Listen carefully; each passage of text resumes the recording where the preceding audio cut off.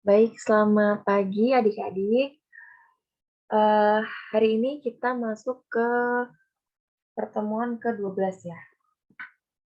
Dan hari ini materi kuliah yang akan saya sampaikan adalah di analisis varians, yaitu ada uji F, uji Kofran, dan ANOVA. Jadi nanti kita ke uji F dulu. Masih seputar SPSS dan hitungan-hitungan statistika, jadi tetap semangat melihat angka-angka ini ya. Nah, di uji F ini, dia digunakan untuk membandingkan standar deviasi atau kesalahan random antara dua set data. Sebenarnya nanti kalau pengertian-pengertian nanti bisa dibaca sendiri ya. Cuma nanti misalnya kalau ada yang harus saya jelaskan, nanti saya akan jelaskan. Nah, di sini dapat digunakan untuk menguji apakah metode A lebih precise dibandingkan metode B. Atau bisa dikatakan metode A ini apakah lebih tepat dibandingkan metode B gitu ya. Lebih tepat mana? Metode A atau metode B? Itu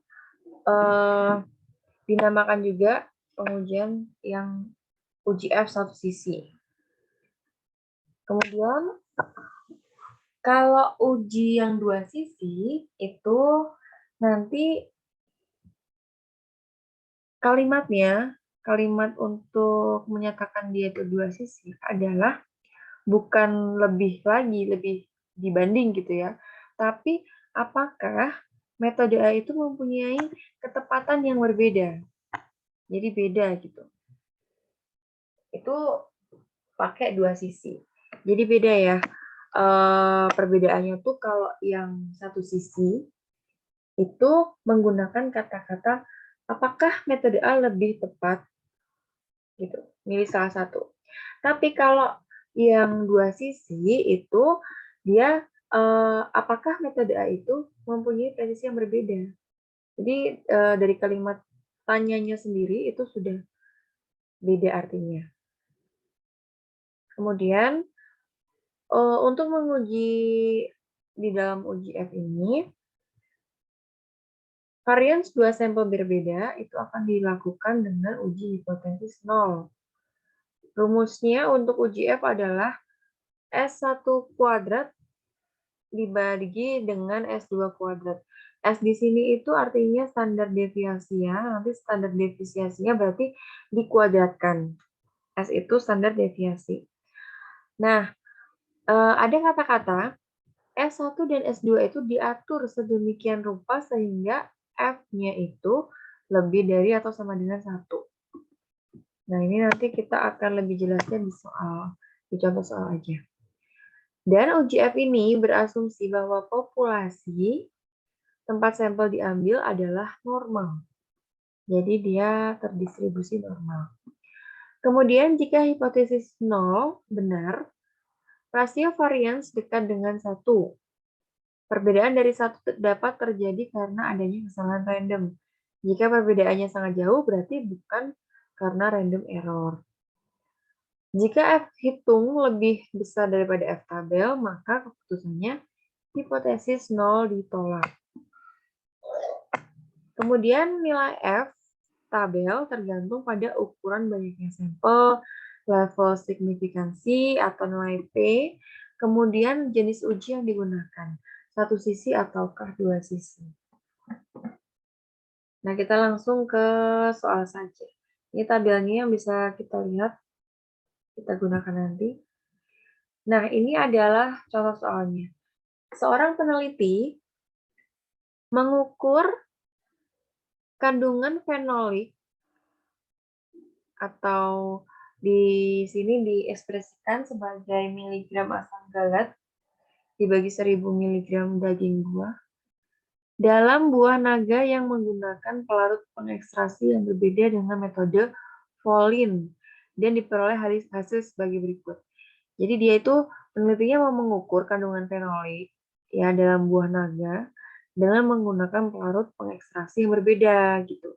Tapi metodenya itu sama, pelarutnya yang berbeda. Pelarut pengekstrasinya yang berbeda. Nah, pelarut yang berbeda itu adalah metanol, dan air. Gitu ya. Nah, pertanyaannya, apakah varians untuk kedua hasil di atas itu setara?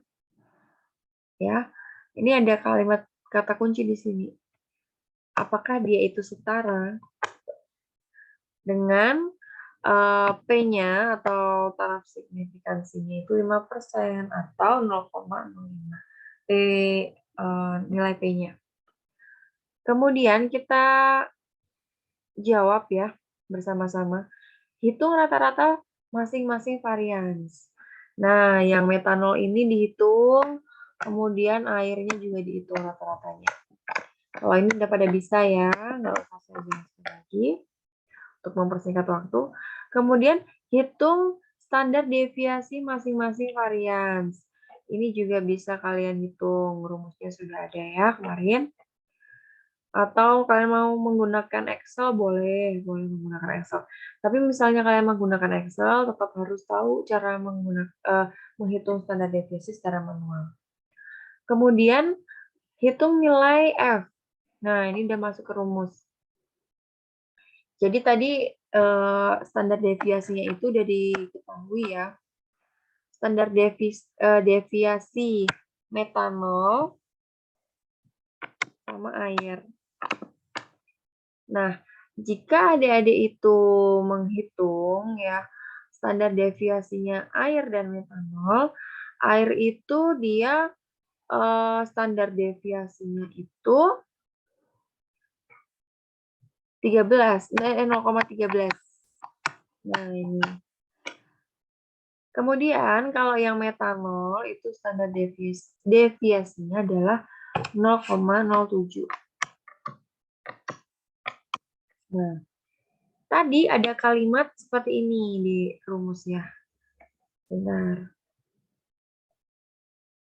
Nah, S1 dan S2 diatur sedemikian rupa sehingga F-nya itu pokoknya harus lebih atau sama dengan 1. Nah, makanya S1 dan S2 itu, ini kan namanya S ya, karena standar deviasi. S1 ini S2. Boleh dibalik, boleh. Tapi yang ditempatkan di atas itu harus yang lebih besar. Itu yang akan menjadi S1-nya. Nah, yang paling besar mana nih? Yang paling besar adalah air daripada metanol. Berarti airlah yang ditempatkan di S1. Metanolnya jadi di bawah. Ya, ini baru standar deviasi. Kalau di rumusnya F itu harus dikuadratkan. Berarti ada tekanan kuadrat di sini. Nah, kenapa Bu kok yang nilainya besar harus di atas? Karena tadi sudah disebutkan kalau nilainya itu, F-nya itu nanti hasilnya pokoknya lebih dari atau sama dengan 1. Maka kalau sudah dimasukkan angkanya itu dia akan lebih dari 1. Kalau misalnya adik balik, misalnya 0,07 kuadrat per 0,13 kuadrat. Itu hasilnya nanti akan kurang dari 1. Seperti itu ya. Jadi kalian lihat dulu, mana yang nilainya terbesar, baru itu yang nanti diletakkan di atas. Ini juga sudah saya tuliskan di sini ya. Sudah jelas. Oke, yang keempat adalah tentukan uji satu sisi atau dua sisi. Ya, kembali lagi ke pengertian yang tadi. Tadi kan kata kunci di soalnya adalah apakah varians untuk kedua hasil di atas itu setara? Berarti kalau setara itu, kita lihat di sini. Nah, setara itu dia sama aja dengan dua sisi. Karena apa? Setara itu masih dalam satu garis ya. Apakah dia itu setara atau enggak? Apakah dia tepat atau enggak? Tapi kalau yang satu sisi, itu tuh udah enggak segaris lagi. Jadi ada yang di atas, ada yang di bawah. Karena pasti ada yang lebih kan. Kata-kata pertanyaannya itu manakah yang lebih tepat? Berarti ada yang lebih daripada yang lain. Tapi kalau yang dua sisi, pertanyaan itu, apakah metode A punya presisi yang berbeda dengan metode B? Jadi tidak ada tingkatan kalau di dua sisi. Sama dengan yang tadi ya di soal ini. Apakah kedua hasil di atas itu setara? Jadi masih dalam satu garis yang sama. Maka jawabannya adalah pakai yang dua sisi. Nah, kemudian adik lihat nilai F tabelnya. Kan pembilangnya tadi air, penyebutnya metanol. Berarti N-1-nya itu 3-1. Nah, N-nya dapat dari mana? N-nya itu adalah jumlah dari replikasinya ya. Ini 3. Ini juga yang atas 3. Berarti 3-1 itu 2. Nilai F tabelnya dicari ya. Kita cari nilai F tabelnya. Kalau N-nya itu 2. Di dua sisi ya tadi ya, jangan lupa dua sisi. Kemudian tadi N-nya itu adalah 2. Ya, 2-nya ini. Tahu ya, 2-nya dari mana ya? Oke, kemudian kita cari di F tabelnya yang dua sisi. Cari. Jangan lupa cara mencari untuk nilai critical value untuk nilai F ini. Cari yang two tails atau yang dua sisi. Jangan sampai keliru untuk melihat yang satu sisi. Tadi hasilnya kan 3 kurangi 1, 2. Jadi ini 2, ini 2. Kita tarik garisnya. Nah, angkanya ada di 39 ya. 39,00. Jadi F tabelnya adalah 39. Baru kita bandingkan dengan F hitungnya. F hitungnya berapa? F hitungnya 3,45. Maka jelas F hitungnya itu kurang dari F tabel. Maka kesimpulannya H0-nya diterima. Nah, sehingga maknanya adalah varian kandungan fenolik dengan pelarut mengekstraksi air sama dengan varian kandungan fenolik dengan larutan pengekstrasi metanol. Jadi kedua varian itu adalah homogen atau sama, gitu ya. Nah, contoh yang kedua nih. Suatu metode baru diusulkan dalam penentuan kebutuhan oksigen air limbah dan hasilnya dibandingkan dengan metode standar atau garam merkuri di sini. Nah, hasil analisisnya adalah kalau metode baku rata-ratanya 72, metode usulan 72. Kemudian yang membedakan adalah standar deviasinya. Kemudian untuk tiap metode dilakukan 8 kali pengukuran. Nah, apakah metode yang dihasilkan mempunyai presisi yang lebih besar, ya ada kata-kata lebih besar, dibandingkan dengan metode baku. Berarti ini kita pakai yang uji satu sisi. Rumusnya tetap sama, ini ya. Nah, F tabelnya untuk pembilangnya kan ini 8 kali ya N-nya, berarti 8 min 1, hasilnya 7. Kemudian penyebutnya juga 7, maka kita nyari F tabel 7,7. Coba kita cari F tabelnya 7 dan 7. Yang satu sisi, maaf. Nah, ini ya, 7 sama 7. Ditarik garisnya, ketemulah dia di sini. 3,787. Kita ke bawah lagi. Nah, F tabelnya adalah 3,787. Maka kita bandingkan.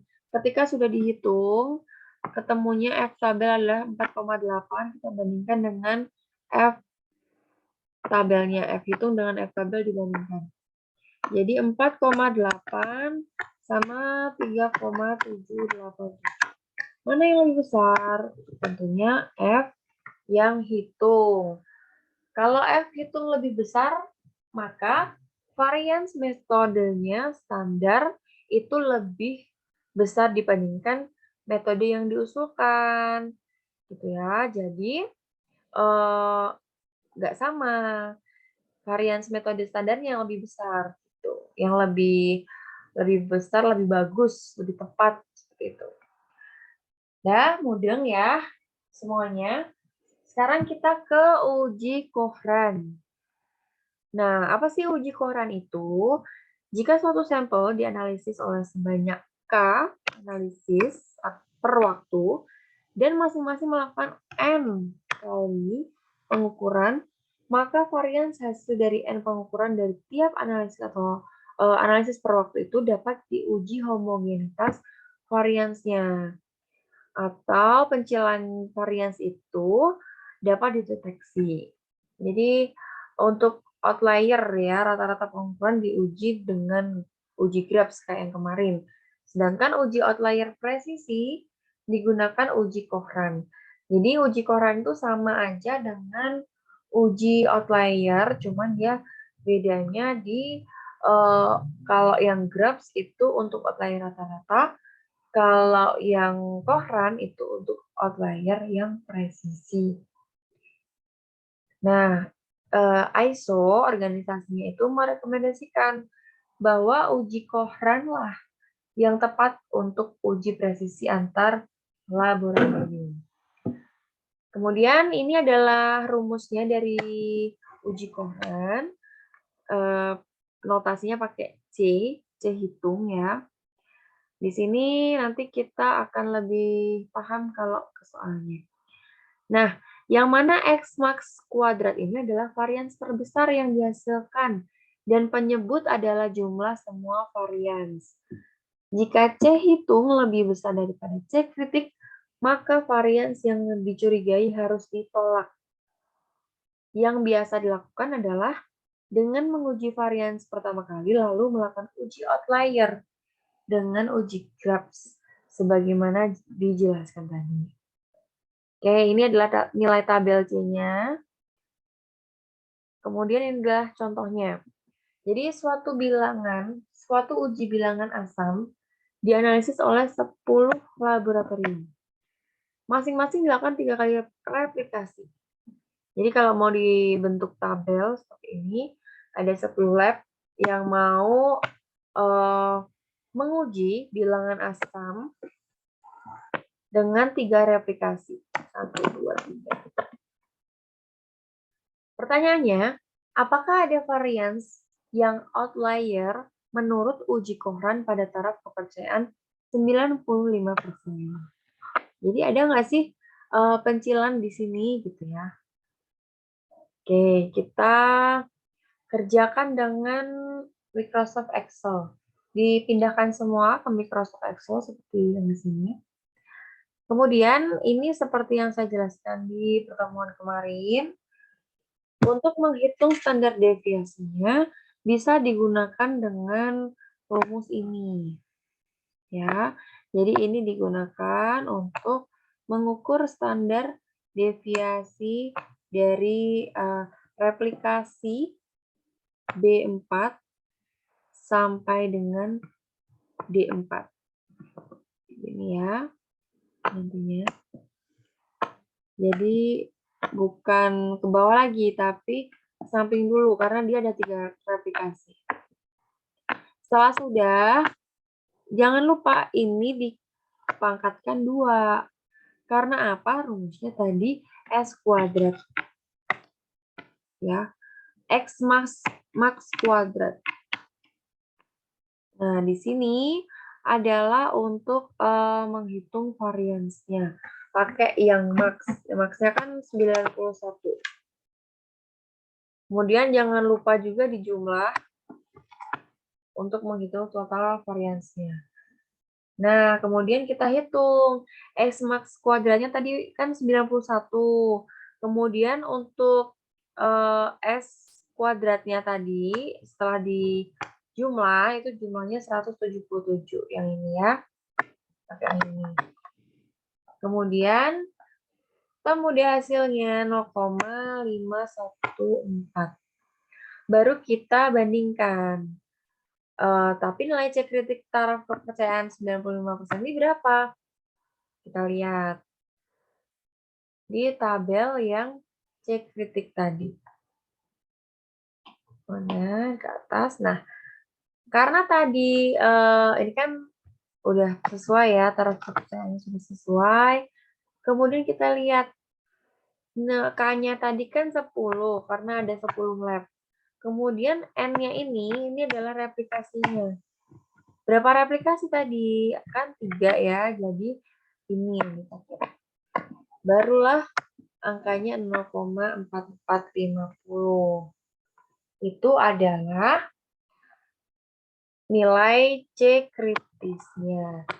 Kemudian kita bandingkan dengan C hitungnya.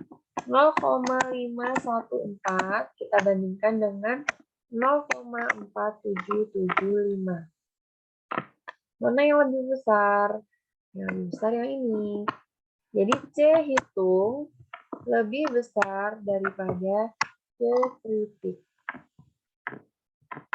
Kita lihat maknanya apa. Kita lihat ya, C hitungnya lebih besar. Kalau C hitungnya lebih besar, maka varians yang dicurigai harus ditolak. Berarti yang tadi dicurigai itu harus ditolak.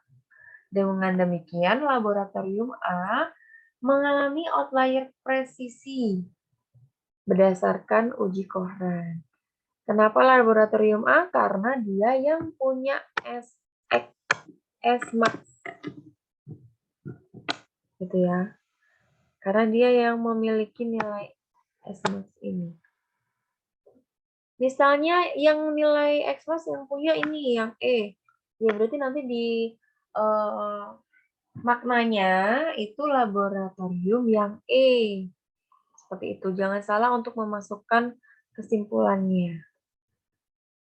Nah, kita lanjut ke analisis variasi dari ANOVA. Ini agak ribet ya. Jadi tolong fokus ke yang ini dulu. Pendahuluan dulu, jika uji T digunakan untuk membandingkan dua rata-rata, maka ANOVA ini digunakan untuk membandingkan rata-rata lebih dari dua sampel. Kalau uji T yang kemarin tuh cuma dua rata-rata. Kalau ANOVA bisa lebih dari dua sampel.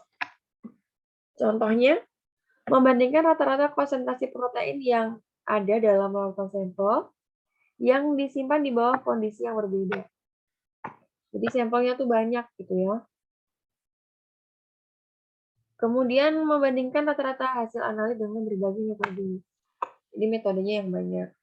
Membandingkan hasil titrasi yang diperoleh oleh analis yang berbeda. Jadi analisnya yang berbeda. Dibandingin hasil dari analis-analis tersebut. Analis itu orang yang menganalisis. Nah, asumsi pada uji ANOVA. Populasi-populasi yang akan diuji berdistribusi normal. Harus ya. Kemudian varians untuk masing-masing populasi adalah sama atau homogen. Kemudian sampel tidak berhubungan satu sama lain. Jenis ANOVA ada ANOVA satu jalan atau one way. Itu adalah ANOVA yang faktornya adalah satu, baik faktor terkontrol maupun random. Kemudian ANOVA dua jalan atau two way, itu faktornya lebih dari satu. Nah, syaratnya tadi sama ya, dia sudah diuji normalitasnya, dan artinya dia harus normal, terdistribusi normal. Kemudian uji homogenitas. Jadi harus homogen datanya. Lanjut, ini adalah hipotesis ANOVA satu arah. Jadi bentuknya itu seperti ini deh. Mu1 sama dengan mu2 sama dengan mu3. Artinya seluruh min populasi adalah sama. Kalau HA atau H1 tidak seluruh min sama. Jadi minimal ada satu min yang populasinya tuh berbeda. Itu. Kalau mau digambarkan dengan gambar kurvanya, ini seperti ini ya. Kalau one way atau H0, itu nanti numpuk, jadi sama gitu loh, Dek. Gambarnya seperti ini. Semua min bernilai sama, hipotesis 0 adalah benar. Kalau nanti bentuknya seperti ini. Tapi kalau nanti bentuknya seperti ini, nah, minimal ada satu min yang berbeda daripada hipotesis 0 tidak benar, maka dia terdapat efek treatment. Tuh ya. Ada satu aja. Satu yang berbeda. Atau dia tiga-tiganya nih berbeda. Berarti ada 3 hasil yang berbeda di sini. Kalau ini cuma satu doang yang berbeda. Notasinya juga akan berbeda ya.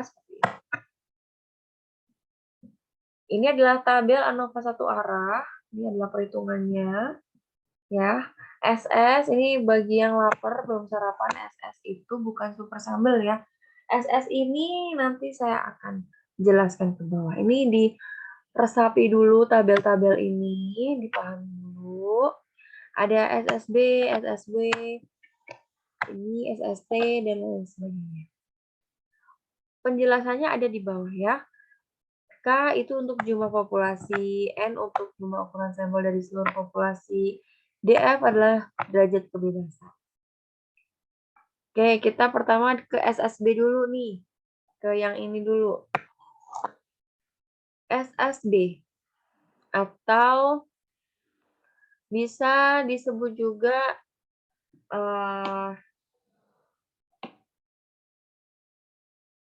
SSB itu bisa disebut juga sum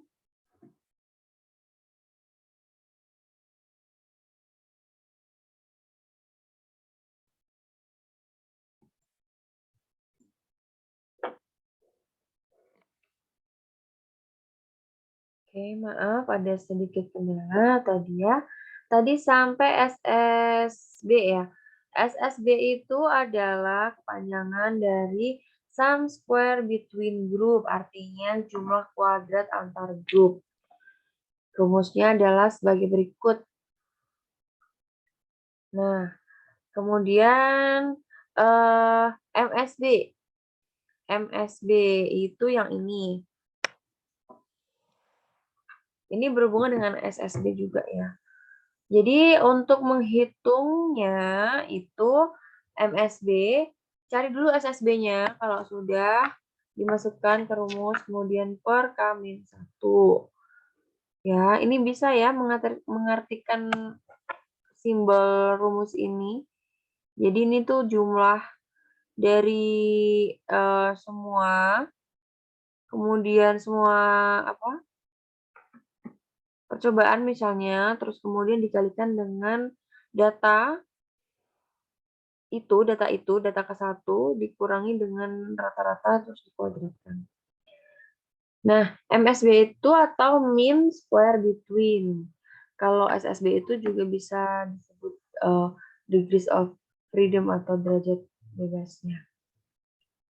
Nah, kemudian SSB sudah tahu, MSB sudah tahu rumusnya, SSB sudah. Kemudian kita SSW.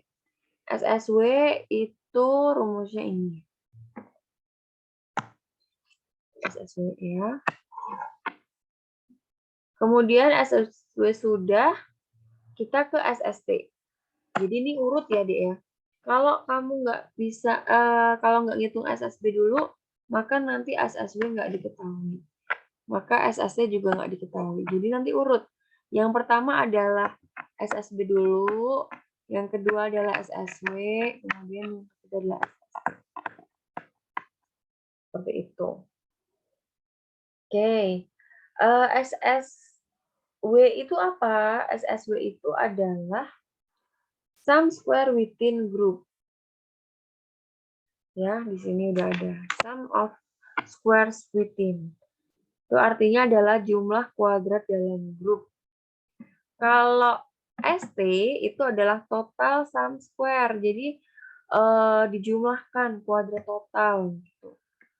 Rumusnya SSW ya dijumlah aja yang tadi SSB sama maaf, rumus SSW itu jumlah dari K dan NJ. K itu jumlah populasi, NI itu ukuran sampel dari populasi. I itu maksudnya bisa pertama, kedua, ketiga, dan seterusnya. Nah, mungkin agak puyeng ya kalau melihat simbol tapi tidak dicoba menghitung. Nah, kita akan mencoba menghitung dari contoh soal, yaitu suatu industri farmasi memproduksi tablet salut enterik dengan menggunakan 3 fasilitas yang berbeda. Yaitu fasilitas A, B, dan C. Sampel-sampel diambil secara periodik. Sebanyak 15 sampel tablet diambil dan beratnya ditimbang. Hasilnya adalah sebagai berikut. Pertanyaannya, ya ini hasilnya ya. Nah, pertanyaannya apakah ada perbedaan berat tablet antara 3 fasilitas itu? Apakah ada perbedaan nih berat tabletnya? Kita lihat dulu di tabel hasilnya. Jadi, ada tablet gitu ya. Misalnya ada soal statistika kayak gini, kalian harus menjabarkan ke dalam bentuk angka biar lebih enak untuk diolah. Ada 15 tablet, dia itu diuji berdasarkan apa? Berdasarkan 3 fasilitas yang berbeda. Ada fasilitas A, B, dan C. Kemudian ini adalah hasil dari timbangan tablet-tablet tersebut. Nah, kita menjawab langkah-langkah mengerjakan ANOVA. Yang pertama adalah hitung SSB. Seperti yang saya jelaskan tadi. Kemudian kalau sudah SSB, MSB. Terus SSW, MSW, kemudian hitung nilai F hitung dan dibandingkan, serta akhirnya dibuat keputusan. Nah, SSB-nya kita masukkan dulu. Rata-rata A, B, sama C. Rata-ratanya berapa gitu ya. Kemudian ini rumusnya kita masukkan rumusnya. Yang pertama itu kita kembali ke angka ini ya. Nah, untuk yang ini, yang fasilitas A tadi, itu kita cari X1 min X bar kuadratnya. Ya, kalau sudah diketahui dari yang A, kemudian kita ini itu rata-ratanya dulu ya, rata-ratanya dulu, terus hitung ininya, kemudian nanti di dalam kuadratnya ini masih kita kalikan dengan N. Maka hasilnya adalah ini. Kemudian setelah itu ketemukan hasilnya SSB-nya. Ini tinggal masukin rumus aja ya sebenarnya. Nah, nilai DF adalah K-1 atau 3-1. Kenapa kok 3? Karena replikasinya 3. Jadi kita menghitung MSB. Kalau SSB-nya sudah diketahui, K-nya sudah, terus hasilnya 50,13 dibagi dengan 2. Kemudian ketemu hasilnya 25,06. Kemudian SSW kita hitung. Rumusnya gimana SSW? SSW itu dijumlahkan data N dikurangi dengan kelompok perlakuan K. Ini yang di sini. Setelah SSW-nya diketahui. Kemudian setelah sudah dihitung gitu ya, jumlahnya, kan SSW udah diketahui nih dari 3 fasilitas tadi. Terus dijumlah di total. Kemudian dibagi dengan ini. nilai di F-nya. Ketemulah hasilnya 13,31. Kemudian kita hitung nilai F hitungnya. MSB, bukan MS dulu ya, MSB dibagi MSB. Kita masukkan angkanya, kemudian diketahuilah hasilnya 1,88. Kita lanjut lihat nilai F kritiknya terkait dengan 2 derajat bebas yang terpisah. Derajat bebas pembilang setara dengan banyaknya perlakuan. Itu setelah sebelum dibandingkan ya. Nah, terus udah kita lihat nih tabel F-nya. Ini nanti kita lihat nih. Kemudian kita bandingkan dulu F-nya di tabel ya. Setelah dicari tahu F tabelnya itu 3,32. Oke, sebentar. Maaf, baterai saya lowbat. Saya ngecas dulu. Sebentar. Oke, kemudian kita bandingkan dengan F hitung. Ternyata F tabelnya itu lebih besar, karena tadi F hitungnya berapa? Lupa ya. F hitungnya 1,88. Jadi, tentunya lebih besar F tabel.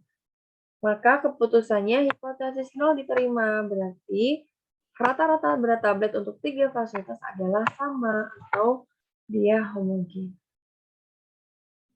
Nah, ini ada contoh lagi. Contohnya sangat panjang ya kasusnya. Kita cermati dulu ya. Kasus ini bisa dibaca sendiri lah ya nanti ya. Dibaca sendiri. Kemudian kita bentuk jadi tabel seperti ini. Dari soal yang tadi itu. Kita pertama penentuan hipotesis dulu.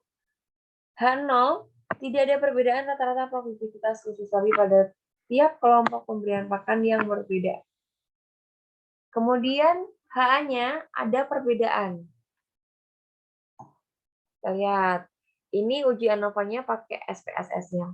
Karena datanya banyak banget, nggak mungkin kalau mau manual. Oke.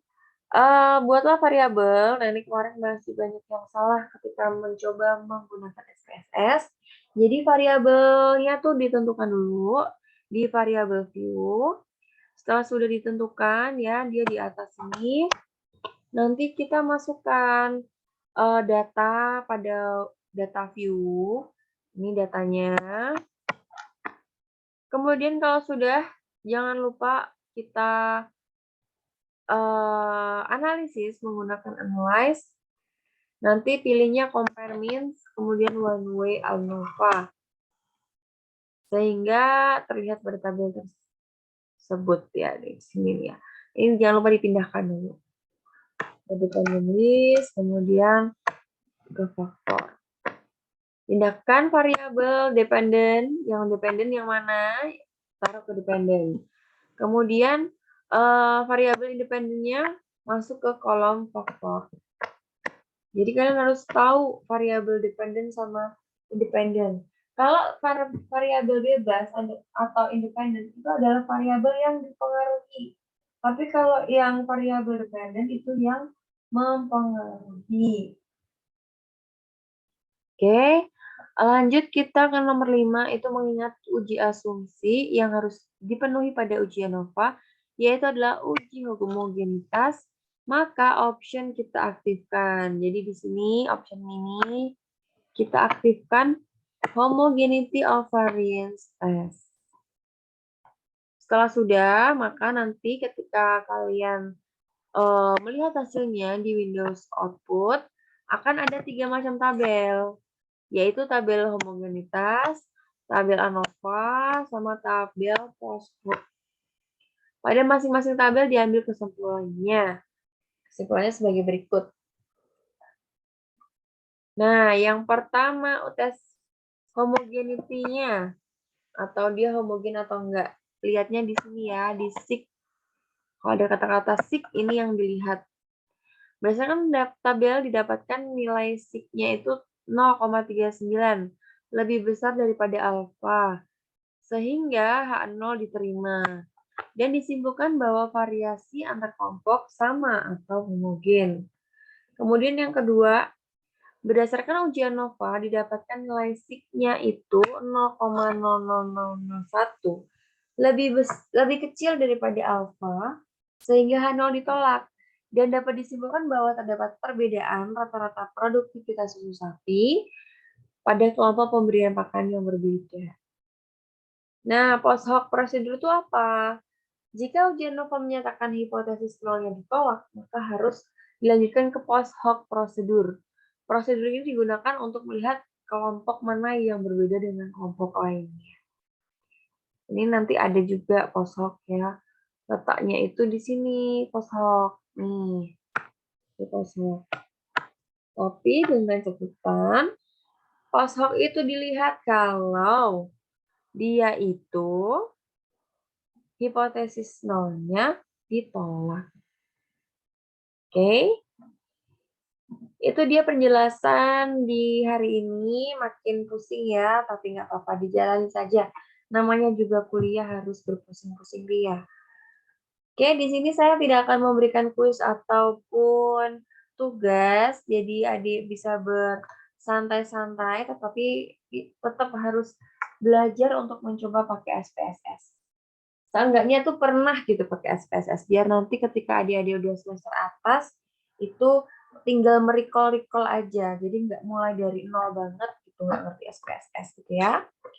Oke, mungkin itu saja yang bisa saya sampaikan. Selamat beraktivitas setelah ini ya, di weekend ceria ini. Semoga ilmu-ilmu yang saya transferkan hari ini, kemarin-kemarin itu bermanfaat.